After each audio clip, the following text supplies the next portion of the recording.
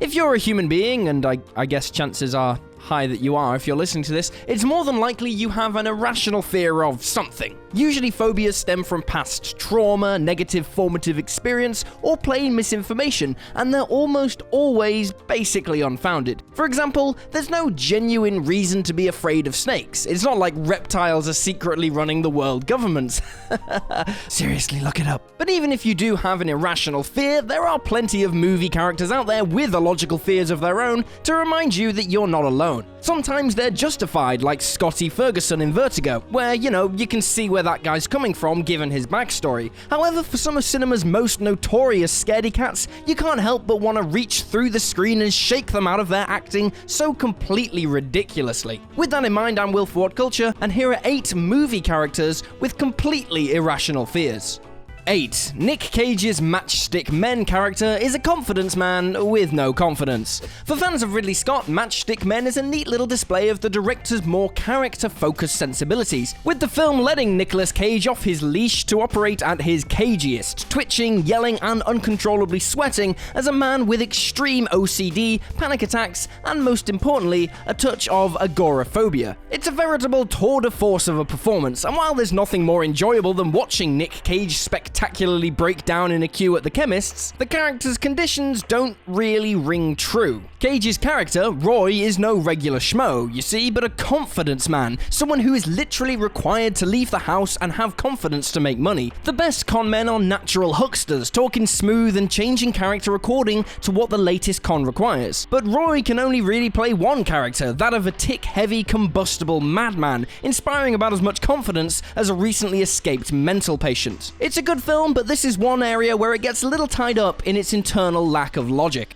7. Wolverine is afraid to fly, even though he can survive anything. X-Men's Wolverine is the ultimate comic book badass. He fights like a badass, smokes cigars like a badass, and even has metal claws like a badass. He also doesn't like to fly, a fairly common phobia that director Bryan Singer likely brought to the character in an effort to make him seem more relatable. Here's the thing though, Wolverine is pretty much invincible, and has an adamantium exoskeleton that makes him pretty much impervious to damage. So even if he hadn't been born with the mutation that means he can heal at ridiculous rates, he's also got bones covered in a layer of essentially indestructible metal. Plane crashes shouldn't prove a problem to someone like that. In fact, Wolverine's been kicked out of planes loads of times in the comics and he's totally fine. Now, you could argue that Logan's fear of flying is more down to his being something of a technophobe, as a result of him being a 19th century man in a 21st century world. Perhaps you could argue that, but you'd be wrong because he had his memory wiped in the 1970s. 6. The Mummy's IMHOTEP gets Egyptian mythology wrong and becomes scared of cats.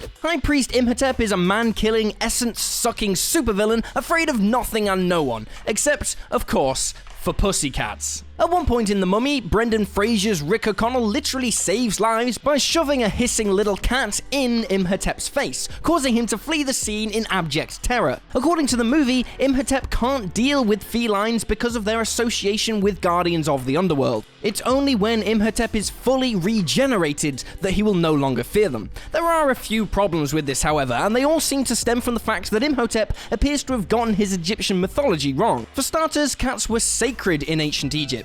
Not feared, but almost deified, while the guardians of the underworld were depicted as lions, which is, a pretty big step up from a house cat. Even then, their job wasn't to drag people to hell, but act more as gatekeepers, meaning Imhotep appears to have gotten spectacularly confused in those 2,000 years he spent being a corpse. 5. Indiana Jones hates snakes, but doesn't mind Nazi-killing ghosts. Everybody loves Indiana Jones, not in spite of his flaws, but precisely because he has them. This is no unbreakable action hero, but a hard-fighting, hard-loving archaeologist who still pisses his pants at the sight of a snake. To Indy, snakes are the work of the devil, and he hasn't been a fan since he fell into a train carriage full of them as a teenager back when he was still played by River Phoenix. That would clearly be enough to terrify anyone into a phobia, but you have to ask why it's snakes and not all the petrifying supernatural stuff discovered on his travels that Indiana is most afraid of. As far as anyone can tell, Indy didn't develop a paralyzing fear of Nazi-melting ghost demons following the events of Raiders of the Lost Ark. Neither does Indiana flinch in that film where he's chased by a boulder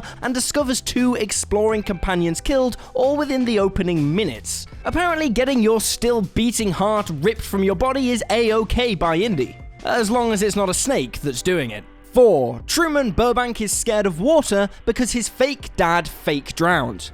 Obviously, unwitting reality TV star Truman Burbank's fear of water is irrational because his phobia has been induced by a producer manipulating Truman into being afraid. Truman doesn't know that, of course, but even based on the knowledge he does have, Truman shouldn't have a reason to fear water at all. In order to dissuade him from getting ideas about traveling and therefore leaving the set, the Truman Show's Christoph decides to kill off Truman's father in a boating accident, thus giving Truman a lifelong fear of water. Only Truman sees the actor playing Kirk Brubank return to the set later disguised as a homeless man, meaning Truman is well aware that the sea didn't manage to take his father after all. You'd think that when the fact that backs up that fear is dispelled, he'd be able to get over the whole being afraid of water thing. Also, he lives in an island community. The place is called Sea Haven, for God's sake, so how does he cope with day-to-day life, not having constant breakdowns over the fact that a body of water is always just a few meters away? 3. Zombieland, clowns bad, flesh-eating zombies okay. Zombieland, one of the most unfairly underappreciated recent entries into the zombie canon, is a whole heap of fun. Part of the film's charm is that the characters, like Jesse Eisenberg's Columbus, have a great time coming up with inventive and hilarious ways to brutalize the undead. Columbus and co. don't fear the Walking Dead per se, but rather relish every head-blasting, piano-dropping minute, and treat the apocalypse like it's some kind of ultra-violent cross-country road trip. And to be fair, it's probably quite an enjoyable situation if you aren't afraid of zombies. And if you aren't afraid of zombies, there's probably nothing that's scary enough to stop you from having a good time. Still, for Columbus, there is one phobia that's carried over with him to the Armageddon. Flesh-eating zombies, no problem, but clowns? Forget about it. By the time he's facing down one of the rainbow-colored, multi-talented entertainers armed with just a mallet, Columbus is literally crapping himself with fright. And it's these kinds of negative depictions of clowning in cinema that set back the noble tradition of clowning for generations. Thank you, Zombieland, you clown racists.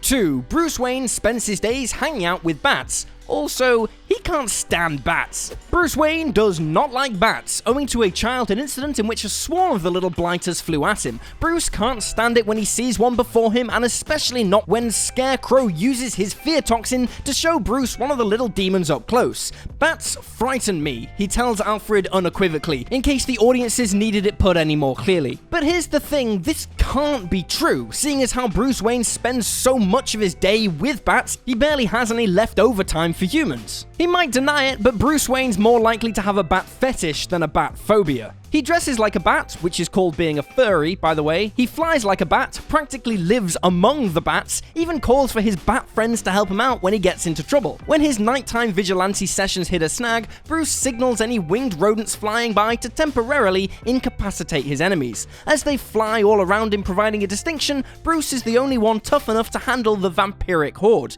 And yet, as soon as the Scarecrow unleashes his toxin, Batman is once again crippled by bat fright, almost as though all that hanging out with bats was completely pointless and weird. Also, important side point, bats are adorable. Actually, look at one, they are so cute, like a little dog with wings. 1. Inside Out's joy fears sadness more than fear fears anything. The mind of 11-year-old Riley is run by a group of emotions: joy, sadness, fear, anger, and disgust, all with key roles in the girl's gradual evolution. The problem for leader Joy is sadness, who makes sad memories for Riley and is constantly getting in the way, at least in Joy's judgmental eyes. But hold on, isn't Joy supposed to be the happy-go-lucky one, hardwired for optimism and finding the bright side in everything? It's obvious what role fear is supposed to have, clues in the name, but in reality Joy is more fearful of sadness than the fear guy is actually afraid of anything. And also, in the end, Joy's fear of sadness is actually unfounded. Sadness plays a crucial role in the development of Riley, helping her grow through learning just how bad life can sometimes be and how to deal with that. You'd think that Joy would instinctively know this as the head of the team running Riley's emotions, but no, Joy just wants to ruin everything. Because as we all know, and Inside Out tells us, feeling blue is nothing to be afraid of. And there you have it, folks, 8 movie characters with completely irrational fears. Feel free to drop this video a like if you enjoyed it, and drop me a follow on Twitter at YouSlyDogU. I'm Will for What Culture, thanks for hanging out, and I'll see you next time.